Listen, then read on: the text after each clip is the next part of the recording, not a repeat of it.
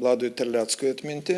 Tai buvo žmogus, priminsiu, 89-93 metais vadovavęs Lietuvos savarankiškos pinigų ir kredito sistemos sukūrimo grupiai.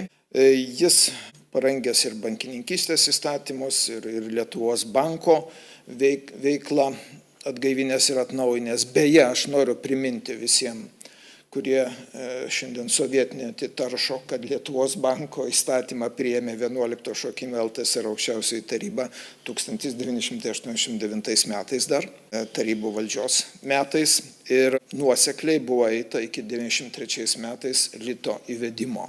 Mes dabar šitų žingsnių nekartosime, tačiau gerbiant valstybę, kurios atstatymu mes turim rūpintis ir likimu, mes šiandien norėtumėm pakalbėti ir man kaip žmogui, kuriam rūpi valstybės likimas ir ateitis, klausiu visų politinėje kampanijoje Seimo dalyvaujančių dalyvių, kokia jūsų nuomonė yra dėl lito atsisakymo, sunaikinimo, dėl perdavimo valstybės rezervo, kuriuo buvo padengtas litas 107,8 procentais, atidavimo Lietuvos bankui, o stojant į Eurozoną milijardinės dovanos buvo padarytos Europos centriniui bankui tokiu būdu.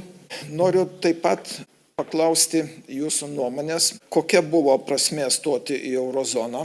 Mes žinom, Lenkija, Danija ir kitos valstybės, Jungtinė karalystė išstojus iš ES neatsisakė nacionalinės valiutos. Margaret Thatcher pasakė tiesiai šviesiai, kai mes pasapaliojam apie lito atsisakymą, kad iš valstybės suvereniteto nieko ir nebelieka, atidavus monetarinį suverenitetą.